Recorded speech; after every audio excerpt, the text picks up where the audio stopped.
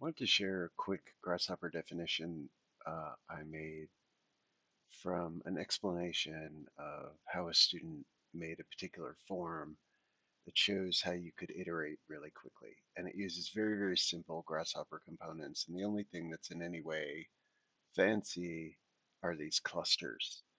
And all a cluster is a way of taking a bunch of grasshopper components uh, and packaging them together. So you could take these two things and then right click and hit this little folder and it turns it into a cluster.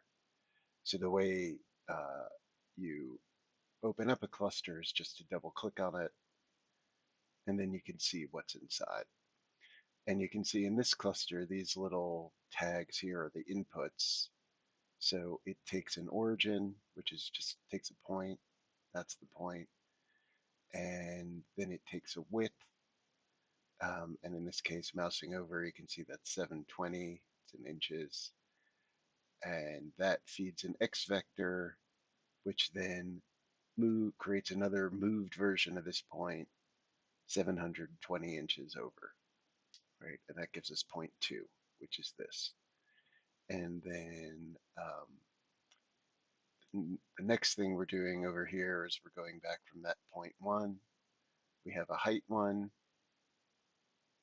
feeds it into a Z, which moves it up by that height, right? And we're calling that point 0.5. You'll see why. Then we have a height 2, which let's come back to height 2. We have height 3, right, which uh, takes our point number 2 over here. Let's make this a little bit bigger. And it moves it up by height 3. And the only really fancy thing we do is we take point 1, point 2, and we create a line. Um, and we use that line over here, this component, the evaluate. Let me just show you what it does. If I hook up right, it just sort of moves. 0 is one end of the line, and 1 is the other end of the line, right? It creates that point, and that point is actually determined by our ridge location, and then we move that point up.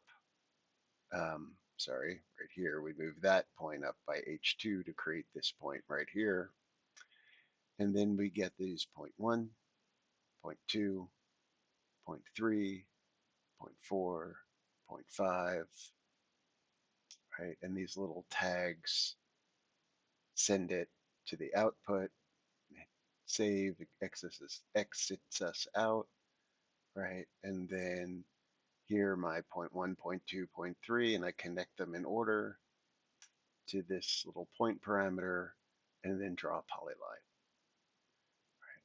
And then I take that polyline and I make it into a surface with this component, right? And so we get that. And what's nice about clusters is you can just copy it. So here, right, I'm taking my origin point that I used as an input to the cluster, and I'm moving it with this y vector. If I want to make it 60 feet long, I can just change that to 60. You can see that gets longer. And that's my origin for the second FaceMaker cluster, which does exactly the same thing, except it produces the back face. Right? You can see if I change the slider, right, you can see what's happening. Um, or if I change the height of that midpoint, let's make it, I don't know, 12, right? You can see that that point drops. And so I do the same thing, and now I produce the back face. Um, and then I take our two faces and I put them into a loft, which will just loft between them. And I put this cap holes, which will cap the ends, and we get this volume. So if I bake this volume here, right, see, right? And see, this is what we're getting, right? We get the thing that lofts between this side, and that's our butterfly roof kind of situation, right? And you can see if I change that, maybe change this, go back again to our original volume, and I bake it, the little fried egg, uh, you can see right now I have a different version of that. These two are slightly different. But that's not the only thing we do. Is down here, we have another cluster. And I'm going back and I'm taking some of these points and I'm making two lines, making this line and making this line. Right? And I'm sending those lines into another cluster. I just double clicked on it, right? So you can see that's my input. And I do something very similar here, right? I use this little evaluate component to evaluate that line, right, to produce that pink point. And then I have a depth where I move it down, and that creates this little triangle here. And I do the same thing I did before, is I make those little triangles into two surfaces, I loft them, I cap them, so I get a volume like that. And then I difference it from my original volume to get, to get this thing here.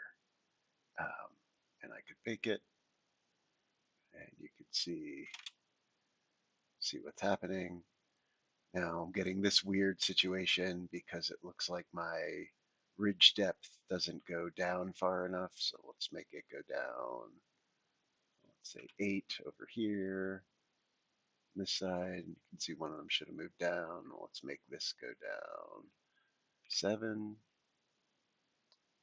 Let's see, we could go down, I don't know, 9. What's happening?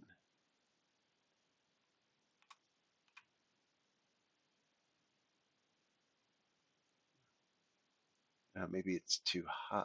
Let's see. Let's bring it back up. Let's say 2 and 3. Nope. Well, let's go back and adjust let's adjust these. Let's see. Let's adjust H2. Let's make it higher on that side.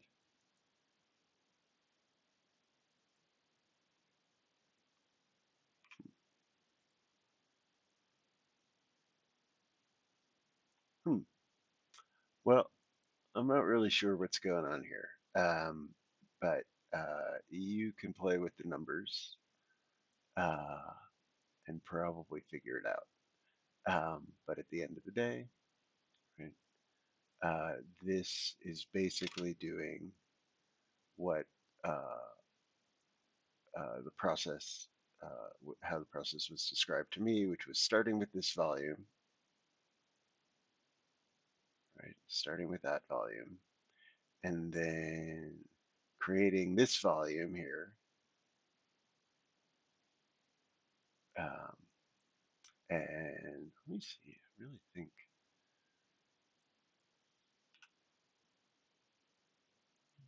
the issue is this one isn't deep enough.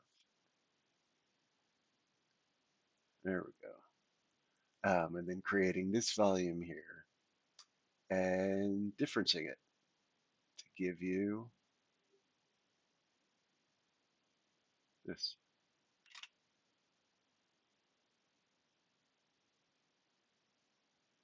Um, there you go. All right, this is still really bothering me.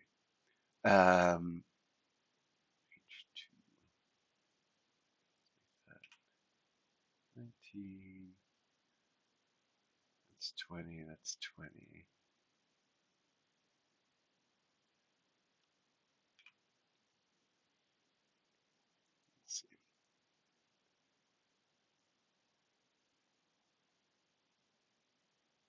Well, in any event, um, I hope that helps.